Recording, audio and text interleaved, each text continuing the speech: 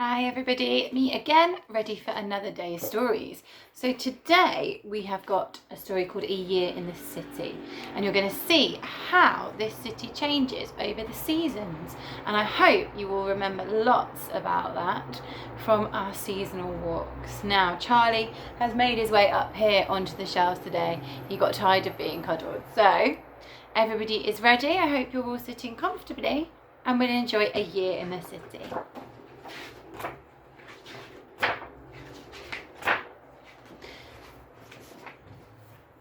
The year's turning, through the streets and houses where people pass, the traffic churns all the time, the year keeps turning.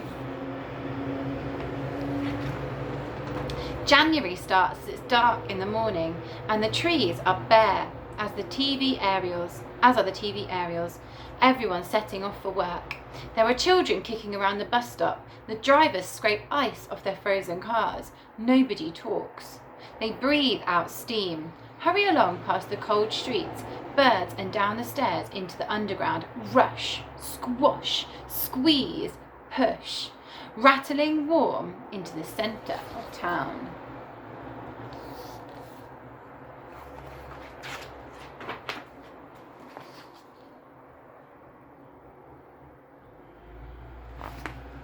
Hey look, it's snowing, fat flakes floating out of the sky, trying to turn the city white. Some hope. Here come the children for a snowball fight. The shopkeepers grumble and get out their shovels, and the drivers, they just carry on. Wheels spin, skid, slide. Watch that car, crash! February clatters, tin cans rattle, a bitter wind lashes at the rubbish in the gutter. Sirens wail and a monster roars. Nino, Nino. There's a police car flashing by, an ambulance races close behind. There's a helicopter chattering in the sky, watching all the traffic. Nino, Nino, and more. There are first snowdrops through the crowd by the restaurants in Chinatown. A paper lion leaps and sways, dancing the Chinese New Year in. The children laugh and stare at the ceiling, and all the time the cold wind springs. Here comes spring.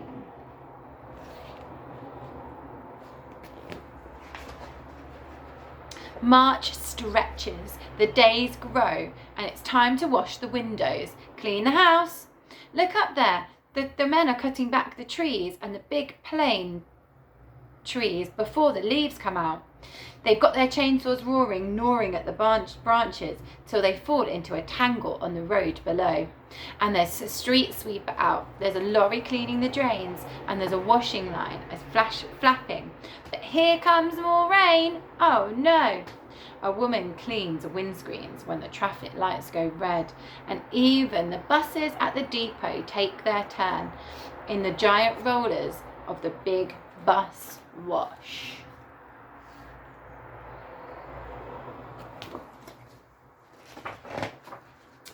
April's bursting, the supermarket's packed with chocolate, eggs, and fluffy chicks, and food for Passover and queues. The bill sticker slaps a clean advertisement over the torn one in the hoarding. It's fresh, it's new, it's spring, it says. Any old iron, a scrap metal's calling. A city farm by the railway tracks. There are newborn piglets, lambs, a calf, and it's the Easter holidays. There are children and babies all over the place. The sparrows up in the broken gutter line their nests with old sweet wrappers.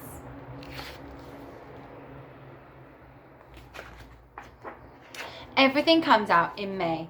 The trees, the cyclists, the ice cream signs. It's time to go to the park and play. The nursery children skip around, throwing blossom at each other. Look at that jogger. Funny shorts. Can we feed the ducks? Oh, there's baby ones. At a cafe by the tennis courts, the old people chat. Pigeons fight for crumbs. There's a wedding on the town hall steps. Smile please. Click. Thank you. Next thing you know, summer's here. June blooms. The nights are short. The air is full of grassy smells. Very early in the morning at the wholesale market, huge lorries drive in from the countryside. They're full of vegetables, fruit and flowers, picked from the field only hours ago.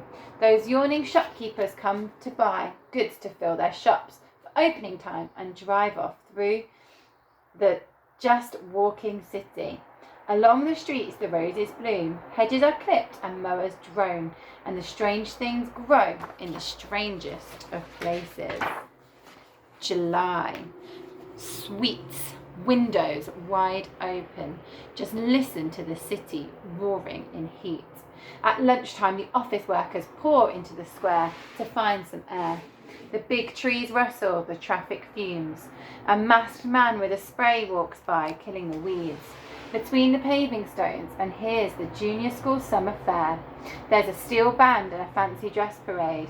There's Grandpa dozing in the shade, next to 50 children jumping up and down, squealing and laughing on a bouncy castle, 'cause school has only a few days left to run.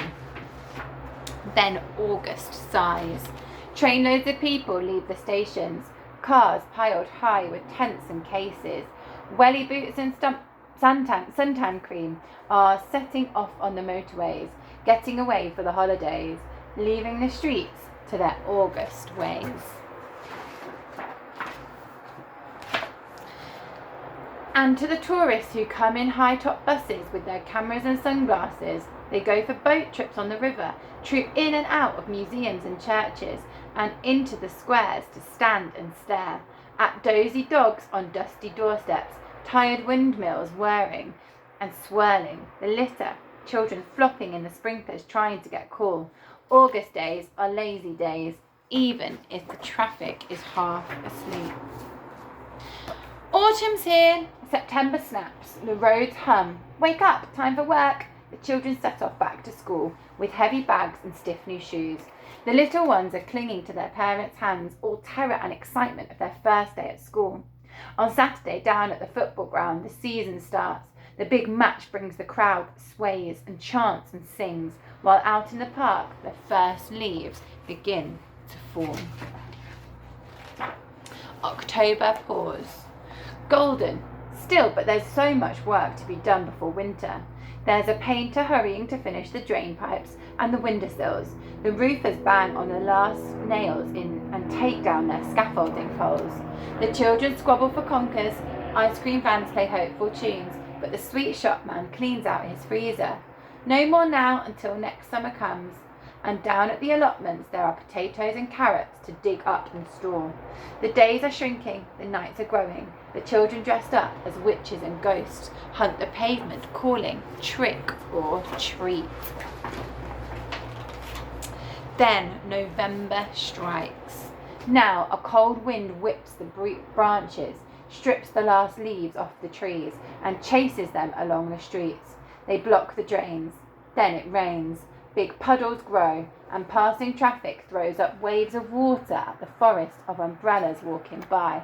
At the doctor's surgery, the waiting room is full of sniffing and coughing, aching heads and babies crying. Next, please! The doctors see them one by one, but there are always more to come, and the dark days still get darker. Winter's back. Then the lights go on to December. And December glitters. Shoppers crowd the pavements, the big city stores, searching for gifts. See the Christmas trees? Where the warm air comes up from the underground, there's a woman in a heap wrapped in old coats and string. She's got holes in her shoes. She's got nowhere to sleep. The carol singers clink their tins and sing, and the crowds hustle by in their smart winter clothes. On their way to a show, going out, hurrying home. They'll be cosy indoors while the dark days pass. The shops shut and Christmas comes at last. And when it's all over and the table is cleared, late on the last night of December, the wide-awake city waits to hear the clock strike midnight, because the year's turning. The year's turning. See the people dance and sing. Hear the bells ring and the cars hoot. Here's January again. The years keep turning. Now, I wonder if you can remember what season we're coming into, and I'm going to set you a challenge. Can you spy 5 things out of your window that might tell you which season we're going into? Well, have a lovely rest of your day, and remember, go onto the Cyril Jackson website and find the questions for today about a year in the city. Bye everybody.